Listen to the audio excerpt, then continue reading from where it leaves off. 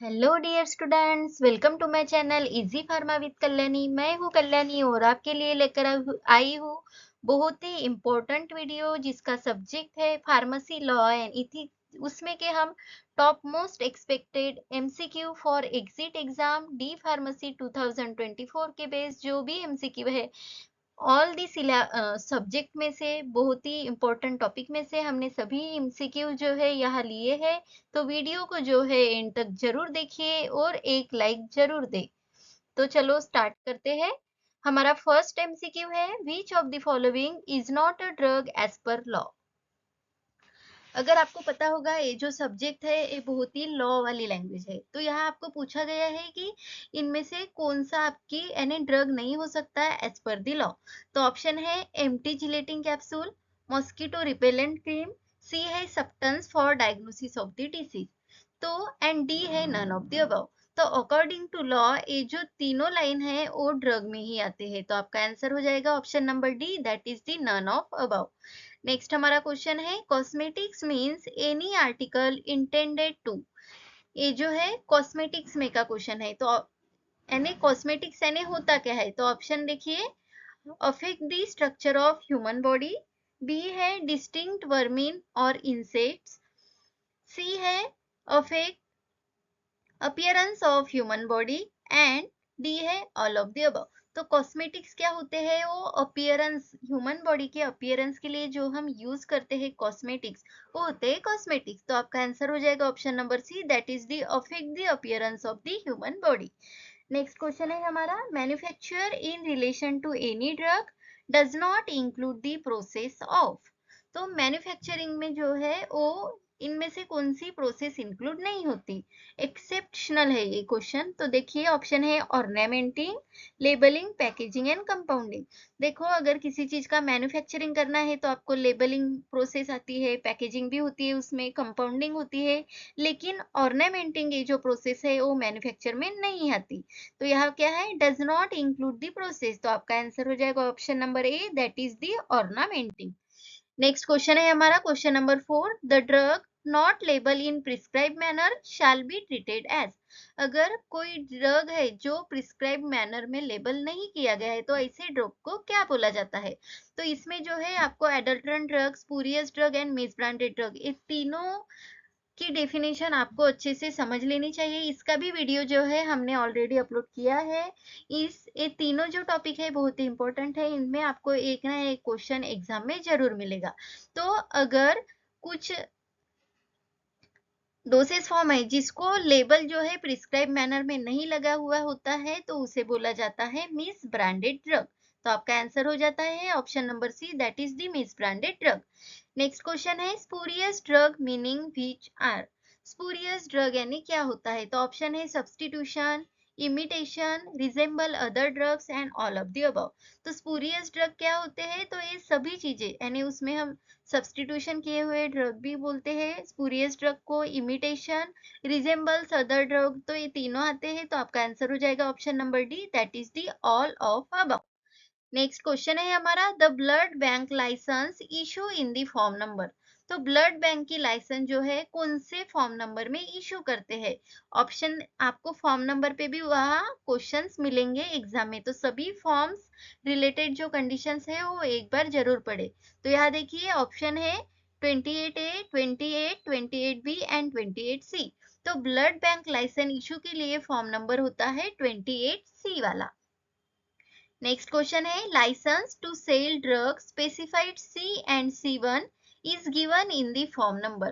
तो देखिए ड्रग के सेल के लिए जो लाइसेंस होती है जो C एंड C1 यानी स्पेसिफाइड है वही ड्रग, तो वो फॉर्म नंबर में होते हैं 21। तो ये भी बहुत ही इंपॉर्टेंट क्वेश्चन है, इसको भी आप याद रखिए।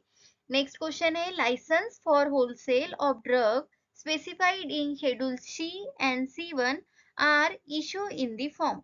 तो ऐसे जो ड्रग है होलसेल लाइसेंस फॉर होलसेल, अगर आपको होलसेल के लिए लाइसेंस चाहिए जिसके ड्रग जो है स्पेसिफाइड है schedule C and schedule C1 में, तो इसको इशू करने के लिए फॉर्म लगता है हमारे को 21B का।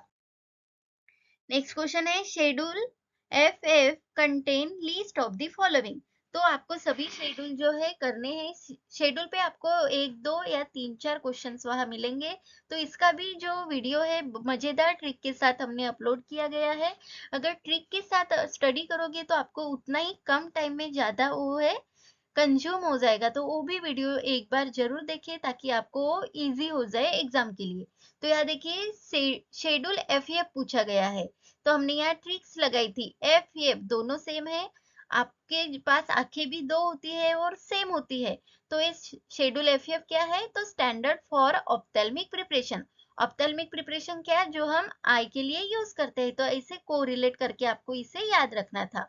नेक्स्ट क्वेश्चन नंबर 11 है, on cancellation of manufacturing licence the loan licence is.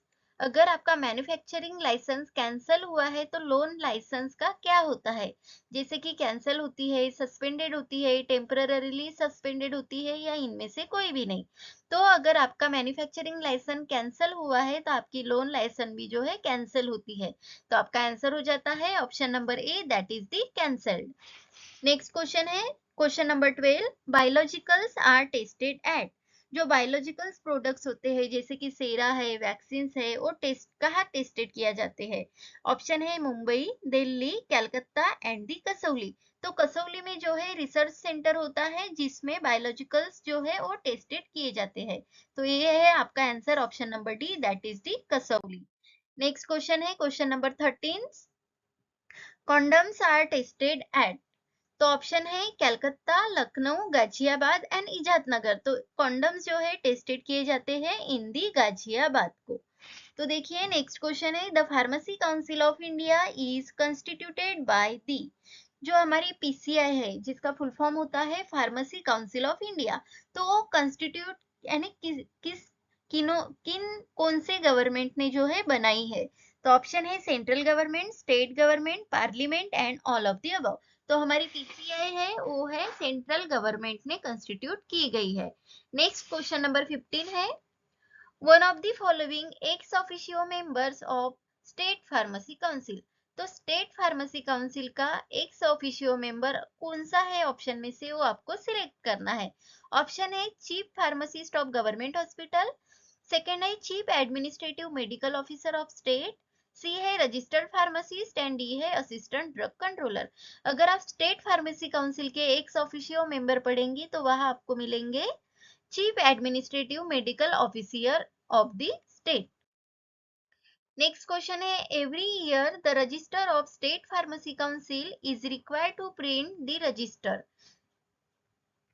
तो ईयर के 1 अप्रैल में जो है स्टेट फार्मेसी काउंसिल का रजिस्टर प्रिंट होता है यानी न्यू आता है। नेक्स्ट क्वेश्चन है, the pharmacy council of India is also known as. तो फार्मेसी काउंसिल ऑफ इंडिया को और कौन से नाम से भी जाना जाता है? तो ऑप्शन है state pharmacy council, central council of pharmacy, joint pharmacy council and central druggist association. तो जो हमारी फार्मेसी काउंसिल ऑफ इंडिया है उसे सेंट्रल काउंसिल ऑफ फार्मेसी के नाम से भी जाना जाता है। नेक्स्ट क्वेश्चन नंबर 18 है, person from teaching profession are nominated to PCI by. जो नॉमिनेटेड मेंबर होते हैं पीसीआई के तो वहां टीचिंग प्रोफेशन वाले भी पर्सन्स होते हैं। तो उनको कौन नॉमिनेट करता है? तो देखिए ऑप्शन है state government, central government, election and executive committee. तो उनको नॉमिनेट करता है by the central government. Next question है 19 नंबर का, द सेक्रेटरी ऑफ पीसीआई में आल्सो एक्ट एक्स। जो पीसीआई का सेक्रेटरी होता है उसे और भी अनेक उसका रोल क्या होता है? तो देखिए option registrar, treasurer, both A and B and none of the above. तो सेक्रेटरी ऑफ पीसीआई में also act as a registrar. Next question number 20 है, pharmacy act was passed on. तो हमारा जो फार्मेसी एक्ट है वो पास कब हुआ था? तो ये बहुत ही सिंपल क्वेश्चन है लेकिन यहाँ भी बच्चे जो है कंफ्यूज होते हैं। तो आपको पता होना चाहिए in 1948 pharmacy act was pass. Next question number 21 है, बहुत ही इंपॉर्टेंट क्वेश्चन है, education regulation are approved by. तो एजुकेशन रेगुलेशन किसने अप्रूव किया है? तो देखिए ऑप्शन है state government, central government, tribunal and educational institutional. तो एजुकेशन रेगुलेशन को अप्रूव किया गया है बाय द सेंट्रल गवर्नमेंट। तो आपका आंसर हो जाता है option number B, that is the central government. Next question है, any person contravenes any condition for prevention of cruelty to animal act is publish with a fine of rupees. तो ये जो question है prevention of cruelty to animal act में का है, अगर कोई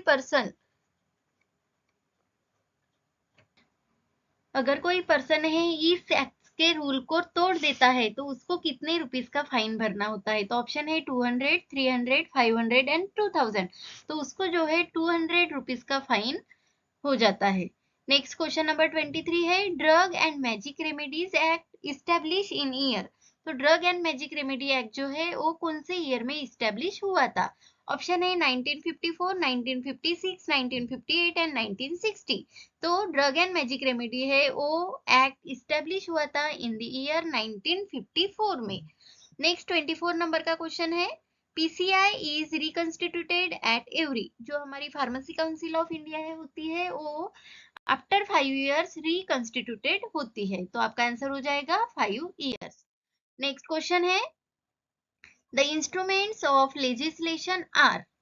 तो देखिए यहाँ आपको यानी लेजिस्लेशन यानी लॉ होता है तो उसके इंस्ट्रूमेंट्स यानी मेथड्स कौन कौन से है।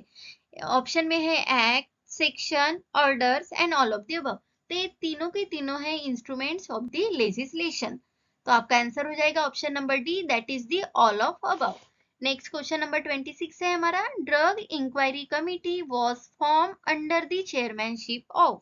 जो हमारी डीआईसी यानी ड्रग इंक्वायरी कमेटी है वो फॉर्म हुई थी तो उस वक्त चेयरमैनशिप कौन थे। तो देखिए ऑप्शन में है श्री रामनाथ चोपड़ा, ये जो थे चेयरमैन थे at the time of drug inquiry committee form. तो वीडियो को जो है एंड तक जरूर देखें और एक लाइक जरूर करें ताकि हम जो है ऐसे ही वीडियो आपको जल्दी से जल्दी दे। नेक्स्ट क्वेश्चन है हमारा, drug inspector is appointed under section of the act. कौन से सेक्शन के एक्ट में ड्रग इंस्पेक्टर को अपॉइंट किया जाता है। तो ऑप्शन में है 42 of IPC, 36 of IPC, 21 of IPC and 41 of IPC. तो under the section 21 of IPC के जरिए जो है ड्रग इंस्पेक्टर का अपॉइंटेड होता है। तो आपका आंसर हो जाएगा option number C, that is the 21 of the IPC. Next question है 28 नंबर का, among the elected member of PCI 6 members are elected bye.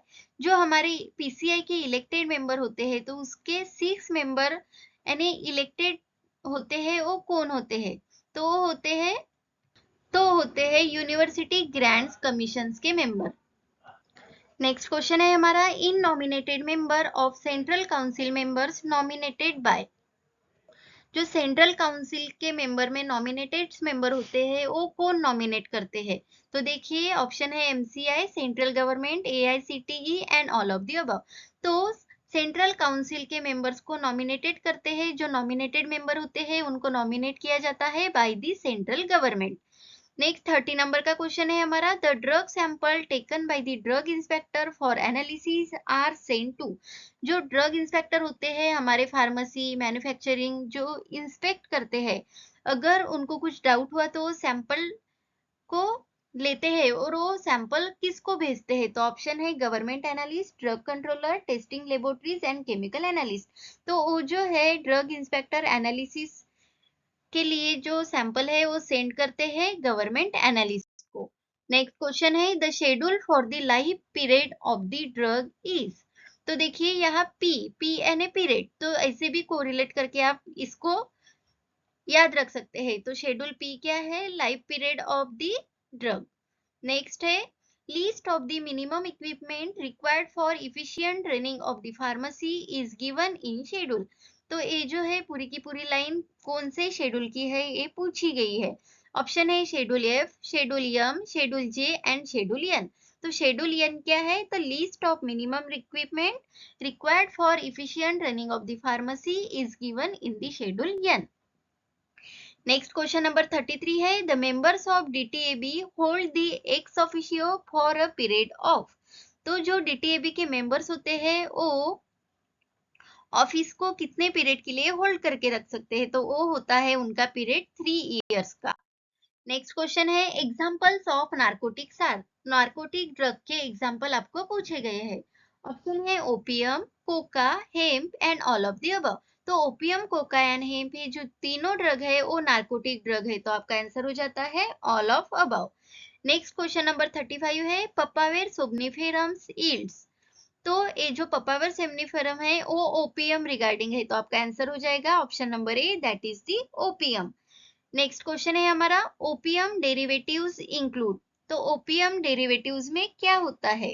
तो उसमें होता है all the preparation containing more than 0.2% of the morphine. तो आपको यहाँ देखिए ऑप्शन भी ऐसे होते हैं जिससे आप कंफ्यूज होते हैं। तो ओपियम डेरिवेटिव क्या है? तो मोर देन 0.2% मॉर्फिन का प्रिपरेशन यानी ओपियम डेरिवेटिव होता है। नेक्स्ट क्वेश्चन है हमारा which of the following is the example of magic remedy. तो मैजिक रेमेडी एक्ट है, तो यहाँ आपको मैजिक रेमेडीज के एग्जांपल कौन कौन से हैं वो पूछे गए हैं। ऑप्शन है talisman, mantra, kavacha and all of the above. तो ये तीनों के तीनों जो है मैजिक रेमेडीज में आते हैं, तो आपका आंसर हो जाता है option number D, that is the all of above. Next question है advertisement of drug claiming cure of disease mention in schedule J is.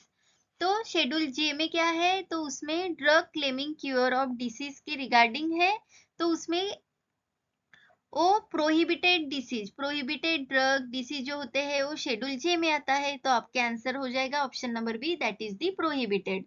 Next question है any announcement made orally or by means of producing or transmitting light, sound or smoke is known as. तो ये definition है advertisement की। देखिए अगर आप advertisement करते हैं वो ओरली भी होती है या फिर आप कुछ लाइट की ट्रांसमिशन से या फिर साउंड के प्रोड्यूस से भी जो है एडवर्टीजमेंट करते हैं, तो ये आपका आंसर है option number D, that is the advertisement. Next question number 40 है when was the prevention of cruelty to animals act pass.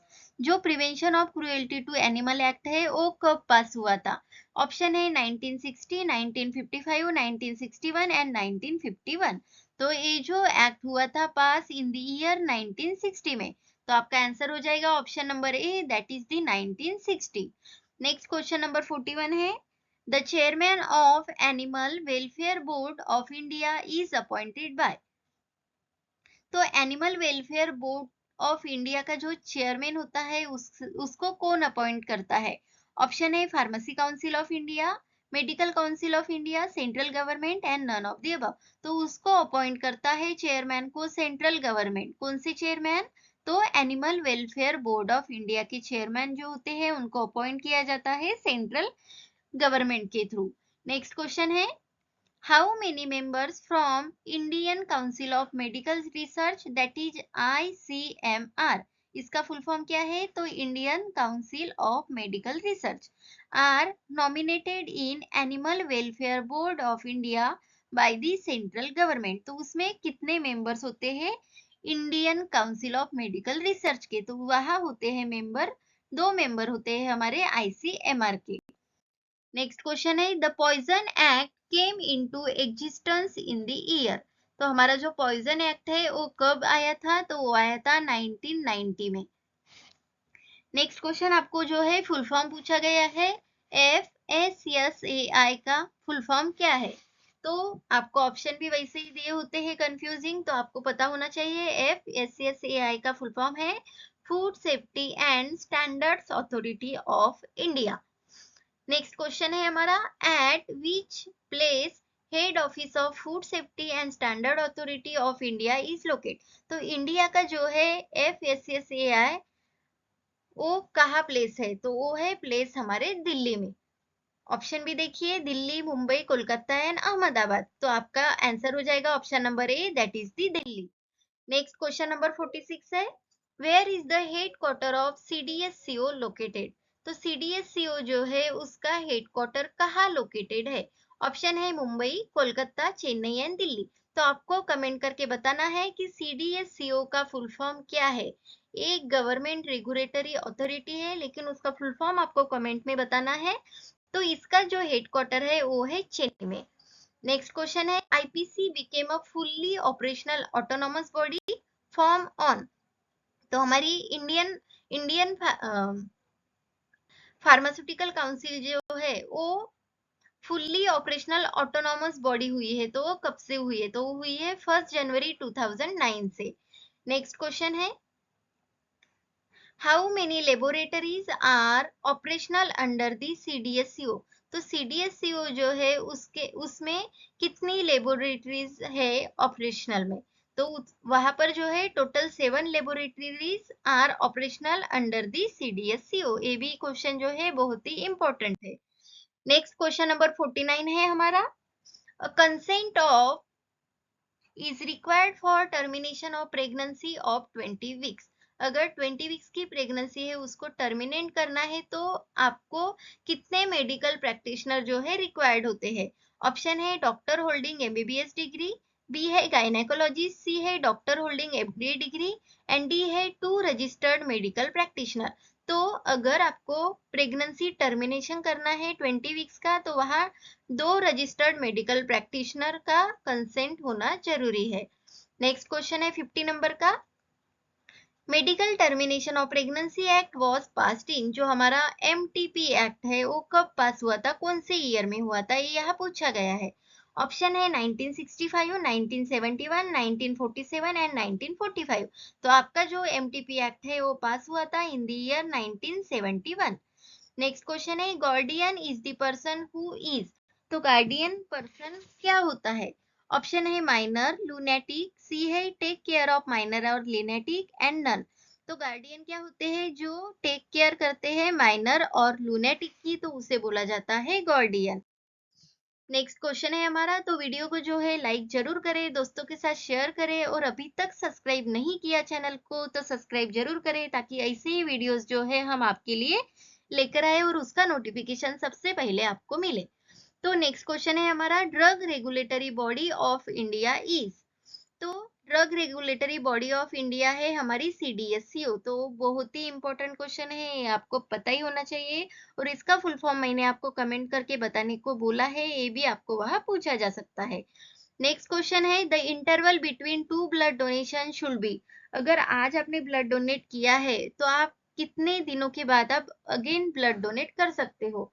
Option है 6 week, 8 weeks, 10 weeks and 12 week. तो आपका आंसर हो जाता है 12 वीक्स। नेक्स्ट क्वेश्चन नंबर 54 है, what is the full form of NBTC? तो NBTC का फुल फॉर्म आपको यहाँ पूछा गया है, तो ऑप्शन में देखिए आंसर है नेशनल ब्लड ट्रांसफ्यूजन काउंसिल, यानी होता है NBTC। नेक्स्ट क्वेश्चन है हमारा 55 नंबर का, according to biopharmaceutics classification system class 2 drug have, तो जो बायोफार्मास्यूटिक्स क्लासिफिकेशन है उसके 4 क्लास है, class 1, class 2, class 3 and class 4। तो क्लास 1 में होता है हाई सोलुबिलिटी, हाई परमेबिलिटी, और क्लास 2 जो होता है उसमें होता है low solubility and the high permeability. तो आपको यहाँ क्लास 2 वाला पूछा है तो आपका आंसर हो जाएगा लो सोलुबिलिटी एंड हाई परमेबिलिटी। और अगर आपको पता होना चाहिए ये जो है क्लास 3 है, क्लास 3 में क्या होता है? तो high solubility and low permeability होती है, और जो लो सोलुबिलिटी एंड लो परमेबिलिटी है वो होती है क्लास 4 में, high solubility and high permeability 1 में होती है, और लो सोलुबिलिटी एंड हाई परमेबिलिटी होती है आपकी 2 में, और high solubility and low permeability होती है आपकी क्लास 3 में। तो ये सभी 4 क्लास आपको पता होनी चाहिए। नेक्स्ट क्वेश्चन है हमारा, Which BCS class shows the high solubility and low permeability? तो देखिए हमने वहां बताया high solubility and low permeability class 3 में है, तो आपका आंसर हो जाता है option number C, that is the BCS class 3। तो BCS का भी आपको फुल फॉर्म पता होना चाहिए, बायो फार्मास्यूटिक्स क्लासिफिकेशन सिस्टम, इस पे भी क्वेश्चन आ सकता है। नेक्स्ट क्वेश्चन है, which of clinics are covered under the clinical establishment act? तो हमारे जो कौन सी क्लिनिक है क्लिनिकल इस्टेब्लिशमेंट एक्ट में आते हैं? तो ऑप्शन है government, private, both A and B and none. तो गवर्नमेंट एंड प्राइवेट ये दोनों क्लिनिक जो है कवर होते हैं under the clinical establishment act. Next 58 number का क्वेश्चन है हमारा, which of the following area has the lowest chance of producing biomedical waste? तो देखिए ऑप्शन है hospital, clinic, laboratories and the agriculture land. तो लोवेस्ट चांस होते हैं producing biomedical waste के, तो वो है एग्रीकल्चर लैंड। नेक्स्ट 59 नंबर का क्वेश्चन है, which of the following is not a biomedical waste. तो इनमें से कौन सा बायोमेडिकल वेस्ट नहीं है, यानी मेडिकल रिलेटेड वेस्ट नहीं है। तो सिंपल है, animal waste, chemical waste and microbiological waste है बायोमेडिकल वेस्ट में आते हैं। लेकिन डोमेस्टिक वेस्ट जो घर का कचरा होता है वो बायोमेडिकल वेस्ट में नहीं आता। तो आपका आंसर हो जाता है option number D, that is the domestic waste. Next question number 60 है, the core principle of bioethics are the following except. Except यानी जो नहीं आता वो आपको यहाँ टिक करना है। ऑप्शन है justice, autonomy, beneficence and maleficence. तो यहाँ आपका आंसर हो जाता है option number D, that is the maleficence. Next question number 61 है हमारा, which consumers rights is not guaranteed under the Consumer Protection Act 2019। तो ऑप्शन है right to choose, right to exploitation, right to be heard, right to be seek, rate rate redressal. तो आपका answer हो जाता है option number B, that is right to exploitation. ये जो है ये कंज्यूमर्स राइट्स के एक्ट में जो है वो नहीं आता। नेक्स्ट क्वेश्चन है, bone cement are classified under which class according to medical devices rule 2017। तो देखिए ऑप्शन है class A, class B, class C and class D. तो बोन सीमेंट जो होता है वो कौन सी क्लास में क्लासिफाई किया गया है according to medical devices rule 2017। तो उसका क्लास है क्लास सी। नेक्स्ट क्वेश्चन है हमारा, who is the head of national disaster management authority. तो नेशनल डायस्टर मैनेजमेंट अथॉरिटी जो है उसका हेड कौन होता है। तो देखिए option president, prime minister, chief minister and cabinet minister. तो उसका हेड होता है हमारा PM, that is the prime minister.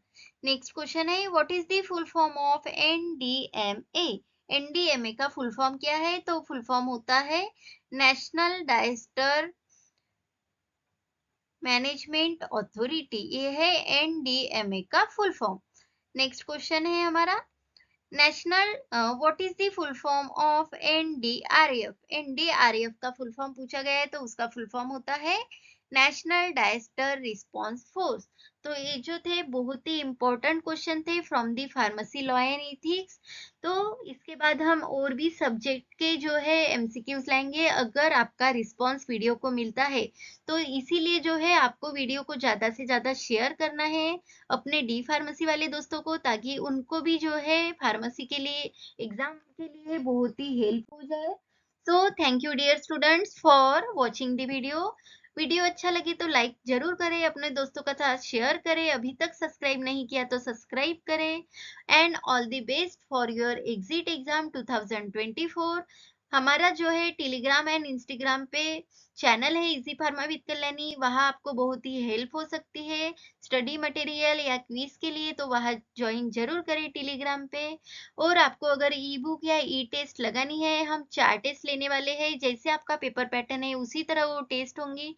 तो वो भी आपको जो है इसके पहले के वीडियो में हमने प्रोसेस बताई है कि हमारा जो नंबर है 9420619588, इस नंबर पे आपको ई बुक के लिए 99 और अगर टेस्ट ही देनी है तो उसके लिए आपको 40 रुपीज टेस्ट के लिए है, और 99 रुपीज में आपको ई बुक भी मिलेगी और उसमें टेस्ट भी आपको फ्री हो जाएंगे। तो चॉइस आपकी है, अगर आपको बुक वगैरह लेनी है तो कमेंट में जरूर बताएं, आपको जो है जल्दी अवेलेबल हो जाएगी। Thank you.